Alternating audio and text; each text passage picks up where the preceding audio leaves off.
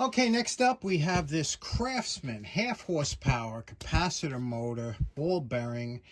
These things were kind of workhorses. They were sold by the thousands. They were good little motors. The problem is the capacitor was a square type capacitor that fit in the base here. They're hard to find. So that's where a lot of people run into problems with these. So if your capacitor is good, you're good. My problem with this is it jammed. I don't know, it just jammed up. It was making loud noise, and I used this. I must have 1,000 hours on this thing. It was my dad's. It was another guy's before him. The thing had work to it. It's I don't know. It's kind of sketchy work. I just want to see if I can get these bearings or something, clean them up or whatever, just so that it runs a little bit. I want to use it until it dies. Then it's already got 2 lifetimes in it already. So let's take it apart, see what's inside, what it looks like. Okay, the first thing is these adapters that we use to make motors into usable products for us. These are what's called arbor adapters, and what they do is they fit onto a shaft here. This is a 1/2-inch shaft, and this is a 1/2-inch arbor adapter. You buy these, they come inexpensive, but if ever you're going to buy one, always look for one. These screws, the set screws, are better if they're Allen screws or hex screws. You do not want the slotted screws like these. It just makes it a little bit harder, but these things really come in handy, and if you can find them, you can convert any motor into a really useful item. Now, these motors were sold as universal motors because you use them for a lot of different items, but you notice here they were highly vented, which means it gave a lot of airflow, which was good, but for what I was using it for, wasn't too good, because when you're dealing with a wire wheel or a buffer, and this will draw in a lot of air, and also the dust and the rust, everything, so I'm sure it's going to be really filthy. I really should be using an enclosed motor for my wire wheeling and things like that. But right now what we have, this is ball bearings. So we take off these 4 nice Philister head screws, and you'll see there's a cap that comes off here, okay? This cap has a couple gaskets, again, to keep the dirt out. They're nothing but just a gasket with a plate. And over here we have a kind of a wavy washer that will go on. That just keeps it here. So you put that here. And there's our ball bearings. You can see here, our ball bearings are in there. But we're going to have to take out this bell housing first to get to it and see. And there's a plate here. I've never been into this before, so let's find out together. Now, here's how you can tell that this motor has been already messed with a couple times. First of all, you could see here one of these is different. They must have, I don't know how you lose this piece, but they lost the shaft. And the shaft is basically a shaft with 2 threaded ends. They replaced it with threaded all-thread or threaded rod, and they didn't even have the correct nut. Look at this nut, so you can't really snug down on it. So a couple things we're going to have to be aware of. I'm sure we're going to have to deal with it. Now let's take off the end caps here. We'll tap these off and see what we have. It's going to be a nightmare, I know it. Okay, now that we loosened up the bell ends, I know my guys in the UK love that. You can see here that one side has the thermal switch and also the wiring plate, okay? That's not the side we're going to pull off. So the first side we're going to try and pull off is this one here. Now this one here is loose now. We just wiggle it until it comes off the bearing. Okay, there we go. See? And look at the dirt. Look at this. See that? That's all rust. Half of that's in my lungs. Now you see here we take this to the side. That's fine. Now we have to pull out the rotor. Now, the rotor has fins attached to this side, so it can't go this way. It's got to go that way. So what we're going to do is we're going to tap a little bit. Now, here's where you got to be very careful. I use a brass hammer and tap this out until it loosens up, until we can get this movement to come out of here. Okay? There we go. Okay? And be very careful. You don't want to scrape the outside, but you pull this out gently.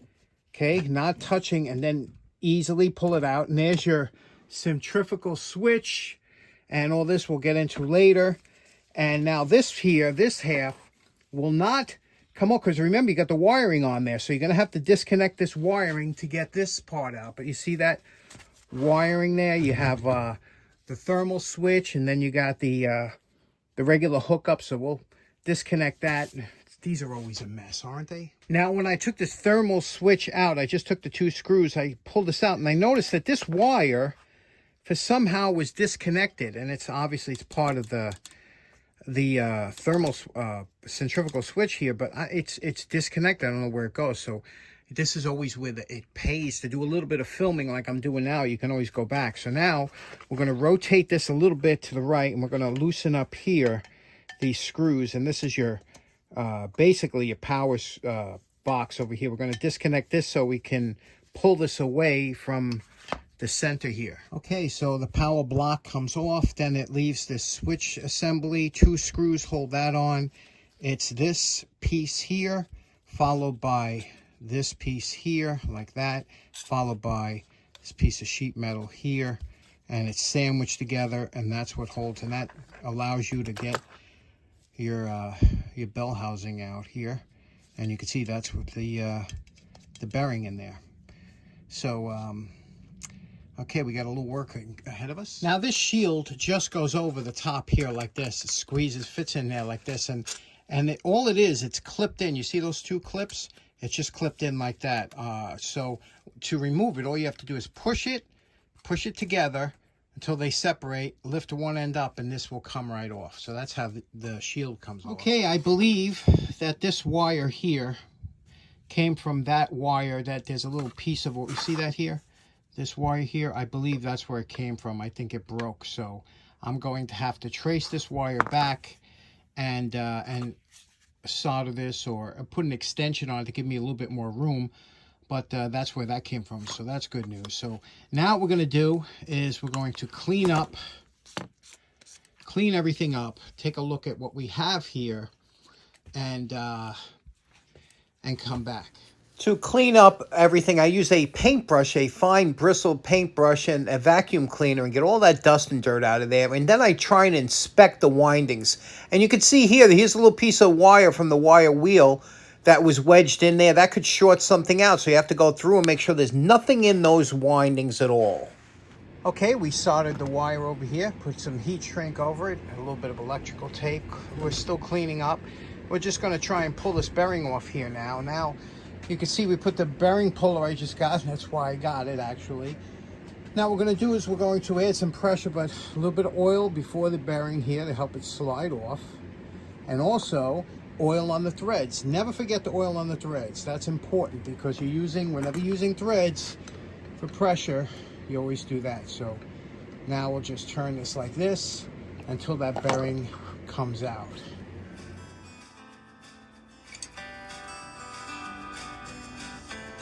Now, the other bearing is pressed from the outside in. It's pressed in like this, okay? There's an actual lip on the inside here that will stop the bearing from coming too far in. So when you want to extract the bearing, you have to put it, usually you put on a couple blocks of wood, something that won't damage your cast housing, and take a socket. And you want the socket to be pretty much close to the outside diameter of the bearing, because you want to push against the outer rim here. And you can tap this out with a mallet or press it out with the dake. But check this out. It was loose in there, so lucky for me. I don't know though, it shouldn't be that loose, but that's how that popped out. Okay, normally what you could do is you could take this bearing and you could clean it out in the parts washer and get all the gook and everything out of here and reuse it. But this one here I damaged a little bit, removing it with the, you can see here I put into the little race here, I damaged it by pulling it off with the puller. So this one is pretty much shot. I can't get this. But this one here spins pretty easy, but the problem is there's play in it, and it feels like, gritty. Again, that might go out with a repacking of grease. It doesn't matter, because what you do is they're cheap enough to replace these. They're common bearings, so I'm going to order these up, and we'll be back. These are the bearings that were in there. New departure 8502 is the number, made in USA. Okay, next up, real quick, let's talk about bearings. One of my favorite things in the whole world, invented by Leonardo da Vinci, even though if you look it up, sometimes they'll say that a gentleman by the name of Vaughan, he was the first to have it patented in the 200 years after Leonardo da Vinci was around. But da Vinci actually even invented not just a ball bearing, but also the cage design. So when we talk about different bearings, there are, so many different types. There's needle bearings, ball bearings, roller bearings. We could talk for an hour about it. But the ones that we use here on this motor these were ball bearings, okay? Now, a ball bearing is basically, it's a very simple device, but it's made up of 3 pieces, and including the cage would be 4. But you have what's called the inner race, which is here, the outer race, which is here. Now, these races, when they're ball bearings, are usually grooved so that the balls have a place to ride in between. And then you have, obviously, the ball bearings and the cage that holds them to keep them separated so they don't all bunch up inside.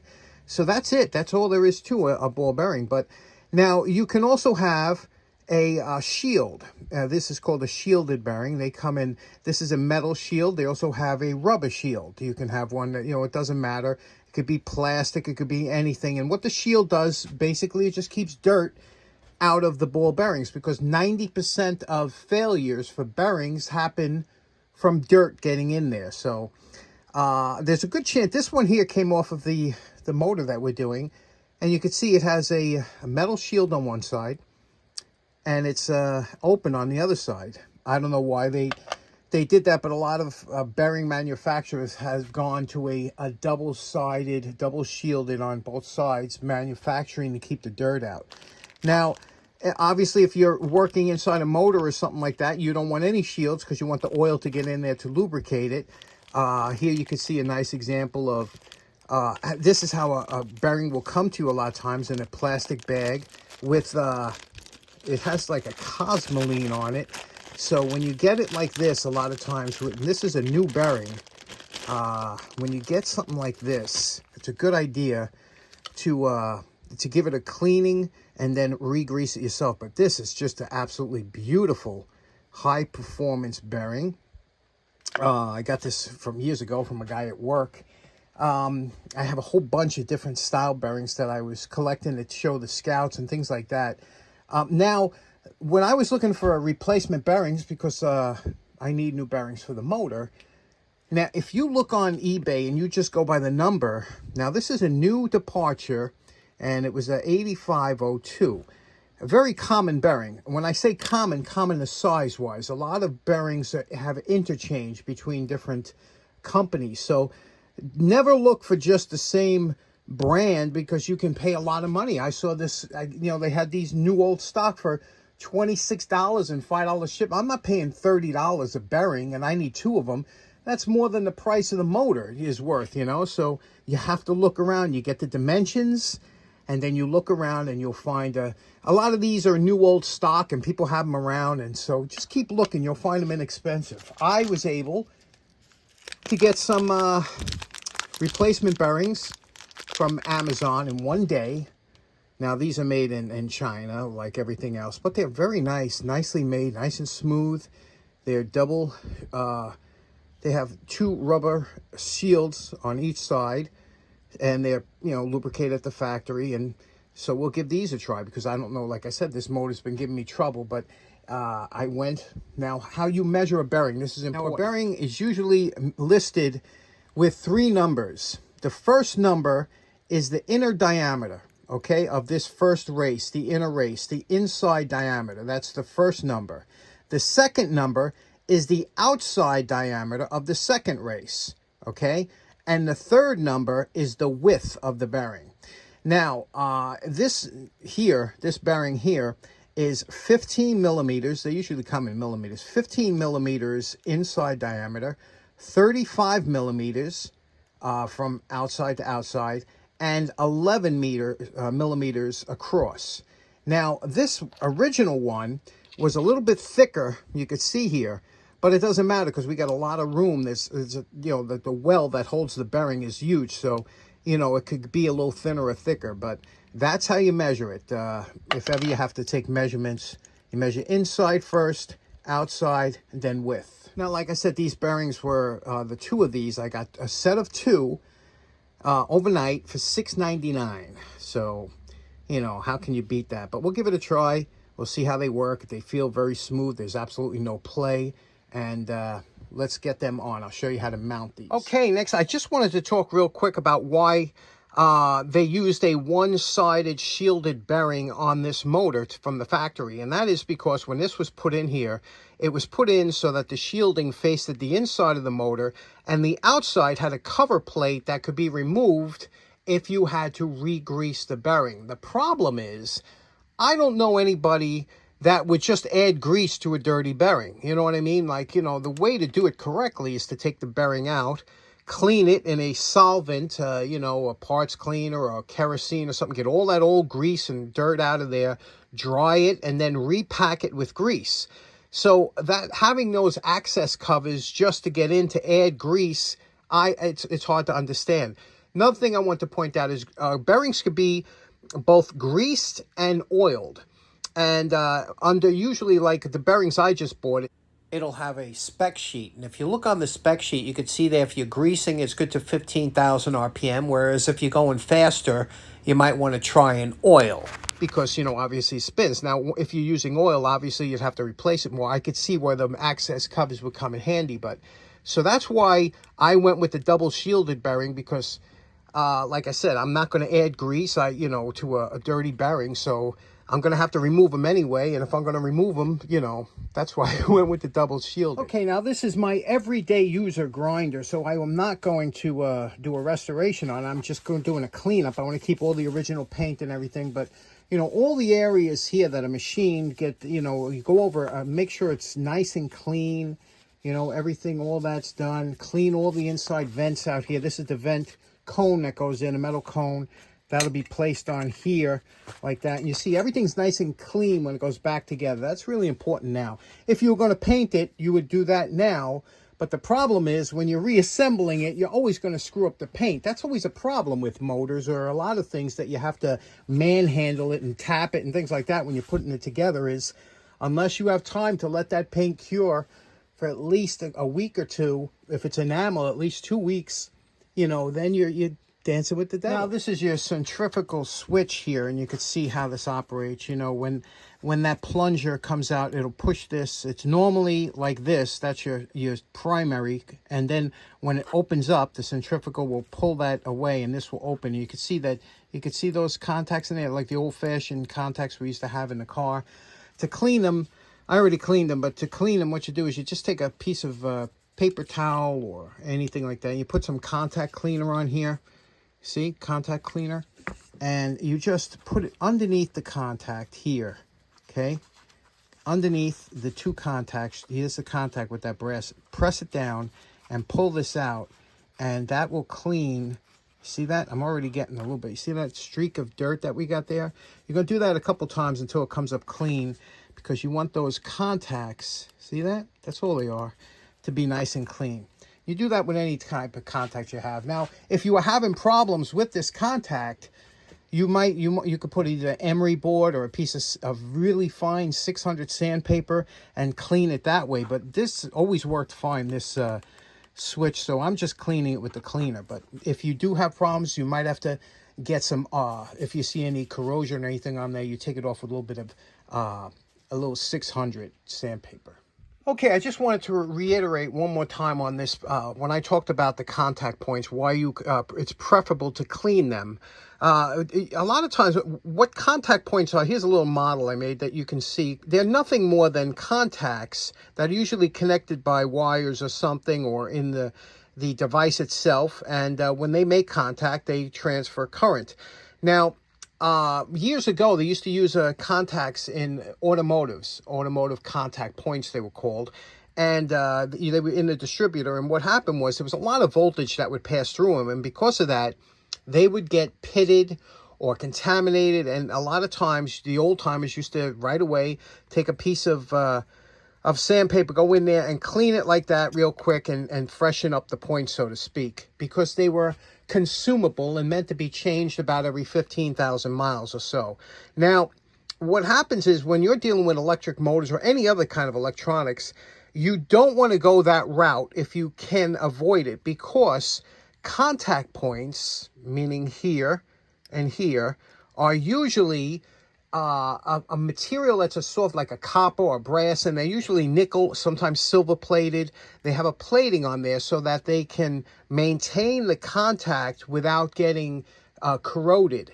See, and the real good ones have gold contacts. You know, the less corrosion, the better. So there's that thin layer of precious metal on there to stop the corrosion, to keep that contact working.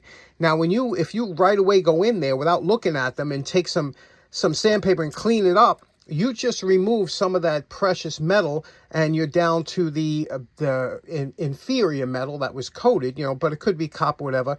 But now, once you start with this, you become a slave to it. So always try cleaning it. Inspect your points, even if you got to use a magnifying glass. Inspect them first, clean them when possible, and only use the sandpaper method as a last resort when they're already messed up, when they're already pitted or something like that, and you have no other choice. Okay, these here are your windings, okay? Now, if you notice, the windings are copper wire, solid copper wire that has a varnish over it. That's why you'll see a lot of times they call them, they'll re-varnish it. But the reason they're varnished is so that they don't conduct between each other. It's like having a coating on there. They can't put regular coating like you would see on a regular wire, like vinyl, because it would make it too thick. So they use a varnish, and what happens is people say, you know, when do you know when to re-varnish it? Now, if oil or anything gets in here and dissolves the varnish, that's when you have to re-varnish it. And they have an actual a mega counter that can count and tell you the condition of your windings. I don't have one, but I know this worked before. So when you see this this area here, those are something scraped on there and wiped off the varnish. You know, it scratched off the varnish. Now, I bought the special varnish that I did for Terry Benko's motor that I'm going to be doing soon. But if you need to cover that up, because, and I'll tell you why. It's not so much that this here, because you got let's say you got one strand like that, but if you have two like here, they could arc, you know, they could jump arc. So you just want to cover that. That's the type of thing that you would varnish. Now, if you had wiring that looked horrible, the varnish was all missing from years of paint or oil that got on there, then you would have to clean it and varnish the whole thing. But we're just going to touch those areas up before we put it together. Okay, this here is a very common, this is your rotor, and this is a very common centrifugal switch. How this works is there's you see two little weights on each side, and as this starts to spin, this will turn out. You see when it turns out, it lowers this plunger.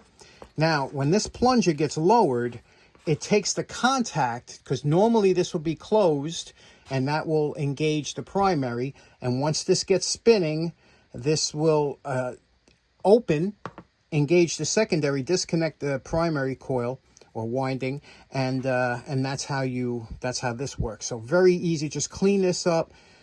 You could put a drop of oil in the hinges if it's binding, but this is these things are pretty much bulletproof. Okay, now installing the bearings. The bearings are what's called a press fit, which means that when they go on, they have to be pressed on here. They will not just slide on, because you don't want the races to spin on the shaft, so they get pressed on.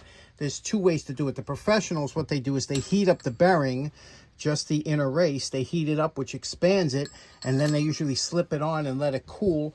But, you know, a lot of us don't have availability to a special race heater, or we don't want to mess up this rubber or whatever plastic or shield that it is. So what we're going to try and do is we're going to press it on. Now, this is where the dake comes in real handy, but a lot of us don't have dakes. You could tap it on, but you have to remember one thing. When you're pushing or pulling off a shaft, you have to push or pull on the inner race right here, okay? You don't want to push on the outside race, because that puts pressure, you know, that puts the balls and the cage pressure against the inner workings. So you always want to push this. So what you basically want to do is get some kind of tube that fits over the shaft that will just cover this piece here and push it down. Now, if the only time you pull on the outer race or push on the outer race is if you are pressing it into a pocket like this, like when the air. Then you would press the outside, not the inside, see? So whenever you're going on a shaft, always go for the inner race. Believe it or not, for small motors like this, they're not pressed on too hard. They're just enough that it won't spin. And I found something that works really good is a piece of PVC over here to press this down. Will give you, and you don't have to worry about damaging, but you see how it only touches the inner race, and we'll press that. We'll just tap it right down with a soft blow hammer. Okay, we have this on a block of wood down here. Push this over, soft blow.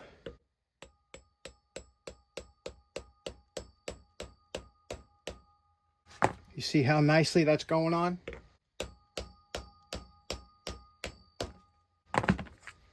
There we go. Seated, beautiful. Okay, now once we put the one bearing onto the shaft with the fan side, the second bearing we're going to put into the housing. And what we're going to do is we're going to place this on here, tap it, get it flat.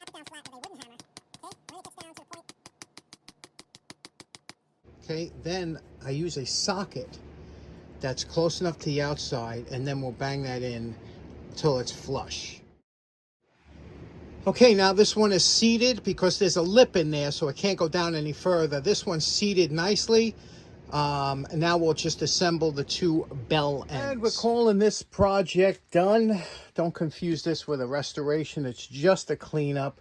Had to replace the bearings and take a look at it. It does, again, we cleaned it up. Everything is, these motors were workhorses for Craftsman, and you know, and now with the new bearings, this thing spins like super easy. Let's plug it in. Let me show you what it sounds like. Now, pay attention to the wind down after we shut the motor off.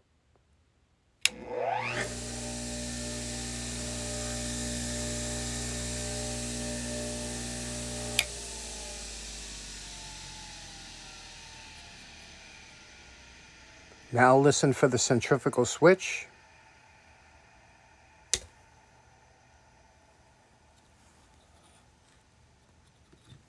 That's a nice wind down, huh? It's very smooth. Still going. Okay, so in closing, I have to say that was a very enjoyable rebuild, very satisfying. Special thanks to my good buddy Terry Benko from Benko Vintage Machine Works. He's the one that started this whole motor rebuild series because I'm trying to get up to do his beautiful Century motor he sent me. And as you know, like I said, I'm still a novice with a lot of this. So if there's anybody, I know we got a couple guys out there used to rebuild motors for a living and whatnot. If you have any tips or tricks that I might have missed installing bearings or you know, in the order I did it or whatever, please put it in the comments, because, you know, we all can learn from other people's experience. You know, I'm learning just from doing it, but it really helps when you have a guy that knows what he's doing, like, you know, like Terry and some of you out there. So anyway, thanks so much for tuning in. Hope you enjoyed it. Take care now. Bye-bye.